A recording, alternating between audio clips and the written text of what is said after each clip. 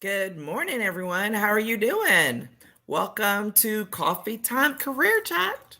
My name is Patricia Hayes, and I am your executive advisor, career empowerment coach, and authentic networking strategist. That means I love working with people who are trying to up level themselves personally and professionally, and to be more empowered along the way, and to make sure that they leverage their professional relationships in an authentic way as they seek to achieve their long term goals and to make those relationships sustainable. So, welcome if this is your first time.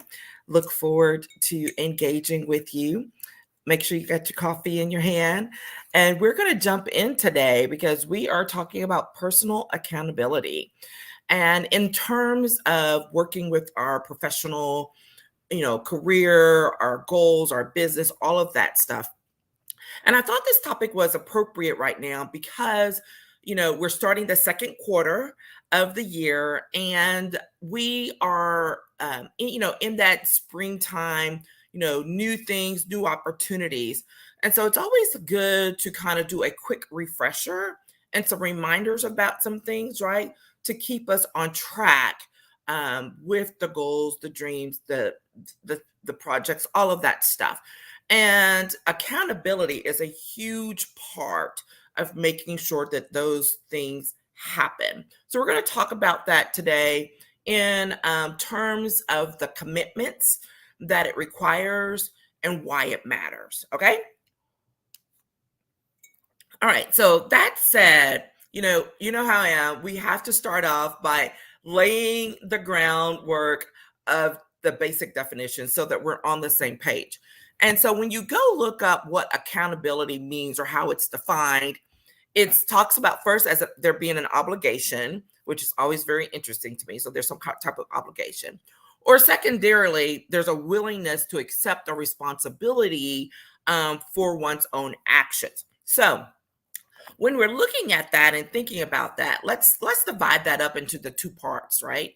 The first one is an obligation. So that means there's something that you have either committed to or gotten committed to, probably something work related, or it could be a volunteer, something, anything like that. But it makes it so that you are now officially obligated in some way, and there's some expectations for you to engage, to deliver, to participate in some way. The second half of that takes on from the first one being more external coming in, the second one being more internal going out, which is the willingness to accept the responsibility for your actions. Now, can there be an overlap between the two? Absolutely. But in terms of looking at those things where we have accountability because of something externally that's going on, and that's quote placed upon us, versus something that is being motivated from within to willingly step into the responsibility. And absolutely they can overlap. We're all the time in our work, in our profession, in our business. Okay. So I want you to think about that. The question is, where are you stepping in to take on some additional responsibility for an action, for a role? Where are you stepping in to be more accountable? And that's a question I want you to reflect on and think about, not just today, but moving forward as you decide on the activities you're engaging for this quarter and for the rest of the year, and really being conscientious about what it means to take on the responsibility for whatever actions, activities, projects, all of that you're engaging in. And then taking a look at the 4 levels of commitment that are involved there. And so that you can decide actively if this is something you want to do, right? Or that you're willing to do, or that you make sure you're aware of in terms of, like, let's say if it's a new job or a new business venture. All right. And so the 4 commitments. The first one is I'm laying out as a commitment to a goal. And when you are committed to a goal, most of the time it's not something that's, over and done with, in 24 hours. Generally, there's some type of longer term commitment. Now, how you define long term absolutely depends on the situation and what it is you're working with. But the point is, it's not haphazard, it's not random. Like, there requires some follow through. And when you're doing that, it can get a little dicey because you can be committed to the idea of the goal, the idea of the thing at the end that you get, but get a little shaky on the steps that it takes and the process that it takes to achieve that goal. And we have to realize that, the idea of the end goal and the process are two different things, right? I have to write that down because that was a newbie. That was not something that I had thought of originally. But those are two different things. And they're both required when you're thinking about what's your obligation, what's the responsibility that you're accepting and moving toward it.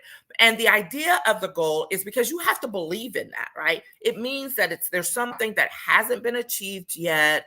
And so you either get inspiration from it, you're motivated by it. So yes, you do have to be committed to the idea of the goal, but you also have to be committed to the process and what it's going to take to actually achieve the goal.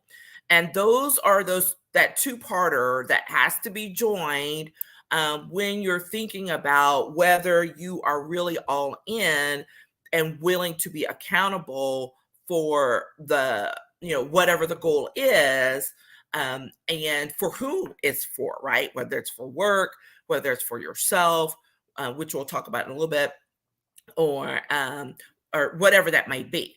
So that's that first one. You have to be, it requires a commitment to the goal. And remember, it's a two-part thing. The idea of the goal, what's inspiring you, as well as the actual process and the actions that it's going to require. All right. The second one is having a commitment to growth. I love this one because when we're talking about being accountable and being responsible for something, a lot of times what we're not thinking about is the growth that's going to be required along the way as well. And that can be uncomfortable, right? Because there are going to be some challenges, which we'll talk about next. But here's the thing, good or bad, you have to be willing to grow from the experiences that you're having. So if they're failed experiences, you have to be willing to grow for them. If they're successful experiences, you have to be willing to grow for them. And the reality is, a lot of times people think or assume that you grow more from success when it's actually the flip. You grow more from the stuff that you fail from.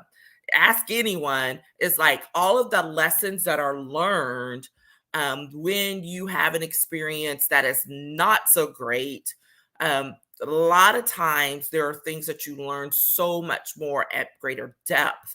But it not that there's greater value one way or the other, but it's the realization that when you want to ignore or put something behind you because it didn't succeed, in reality, you want to probably step back and really dive into more why it didn't succeed so that you can learn from it and embody it as you move forward and as you honor the commitment to the overall project, experience, career, whatever it is. Okay. So recognize that there is a commitment to growth that is a part of being accountable when you are honoring an obligation, when you are honoring something that you've taken on some responsibility for. Don't forget the growth piece of it. Now, here's the thing. Learning, I feel strongly about it. Learning is required from, when there's a growth process. You can either learn actively or you can learn, the hard way. But generally, there are going to be some lessons learned, but they become, I won't say better, but they help facilitate that growth faster when you are actively involved in it, when you are willing to be aware of the situation.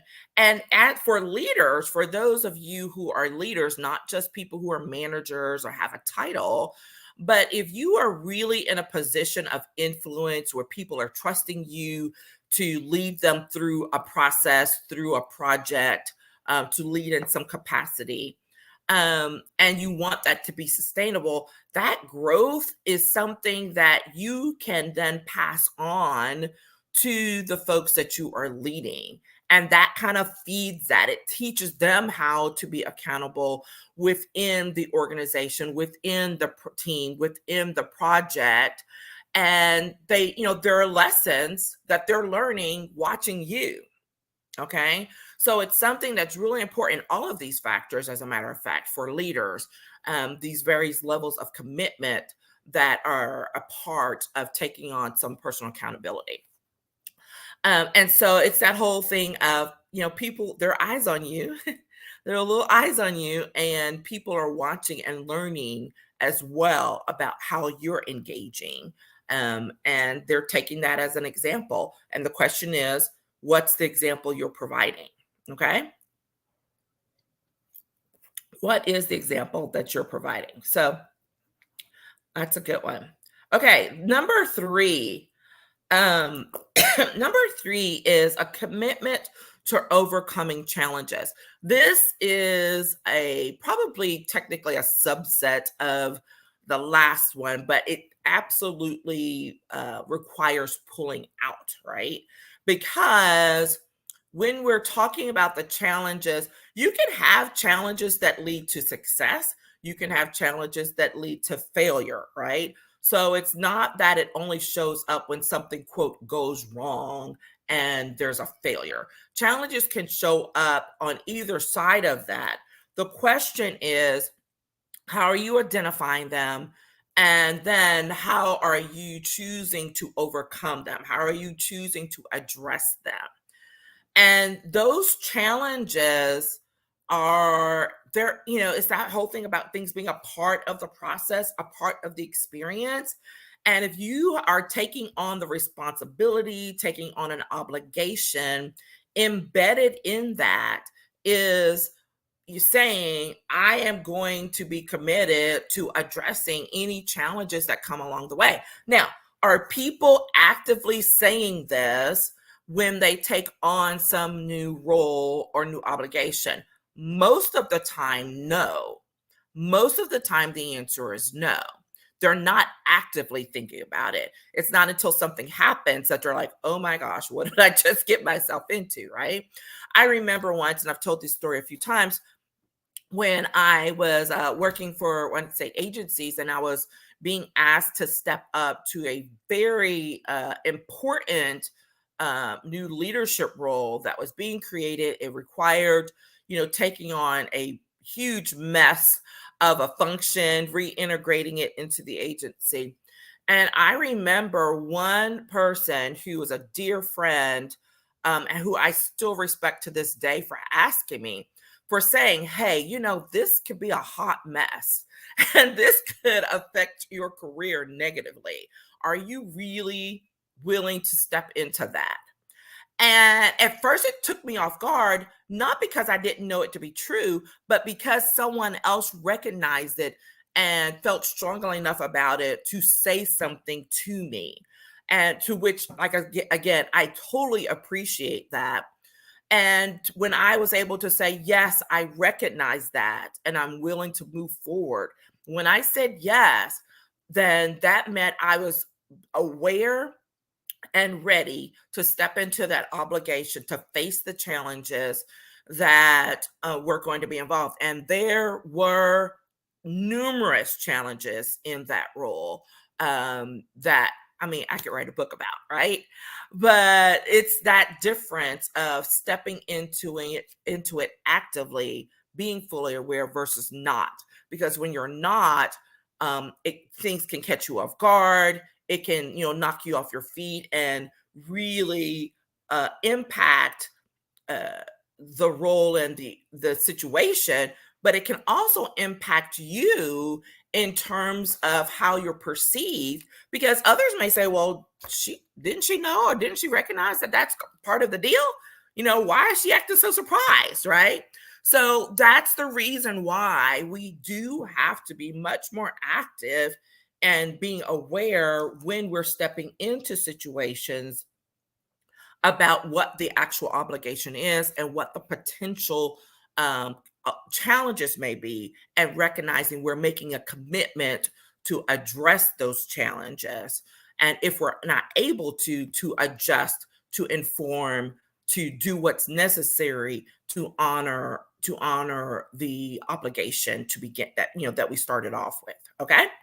All right. That's number three. Number four is, last but not least, making a commitment to yourself. Um, this is one of those, again, that we assume, but can get lost in the mix. Because you might say, well, gosh, isn't that what we're talking about when we're talking about we're committed to the goal? Not necessarily. You can be committed to a goal, this external thing, without realizing the commitment and obligation to yourself that's going to be required in the process. This is how people get burnt out, right? Because they've honored their commitment to this external thing. They've honored their commitment perhaps to the growth required. They've even honored the commitment to the challenges of that, of what comes up. But at some point along the way, they failed to honor the commitment to themselves to uh, to be maintained along with these other things. So they're not, oh, do this one but not that one. Like it requires a commitment to all of these things. And if when you don't, this is how you get burnt out. This is how you get, hurt in the process. All of those things. What do I mean by the commitment to yourself? Well, are you honoring the commitment to the values that you want to keep? Are you honoring the commitment to your beliefs? Right? Are you honoring the commitment to what's important to you as a part of this entire process, obligation, whatever it may be? Because when we don't do those things, ultimately, it affects our approach to our personal accountability, not just for this situation, but for future situations, right?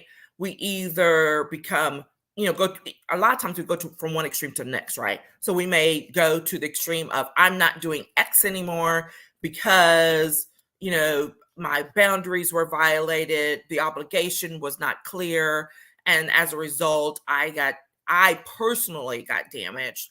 Or you could go to the extreme of being very, very nitpicky about, this and this and this and this. And what we need to do is take time to engage in that reflection and to say, hey, what happened or what could happen based on what we know about this situation, based on what we know about the long-term goal and the potential process that can happen. What are the things that I need to make sure stay intact for me to be able to uh, honor the obligation to myself uh, throughout this process as well. Okay.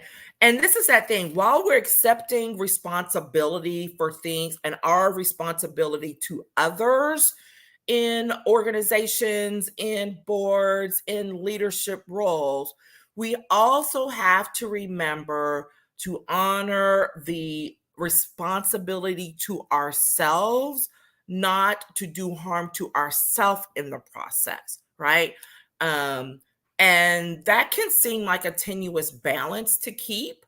But a lot of times, what we do is we put ourselves to the back burner as opposed to putting ourselves first and recognizing all of those other things need to live up to that so that we can be balanced out in the end. And I'm interested to hear your input on that because it is something that gets a little woo and people are like, oh, but I have to do this. Well, do you really? Because sometimes we're not willing to challenge what someone says we have to do until we realize that I'm too far in and now it's doing damage to me personally and I can't get out of it. Right. And so it's important to take that time, like we're discussing here, to identify what does it mean to be personally accountable, to be accountable in the various situations, the various roles and obligations that are coming up for you.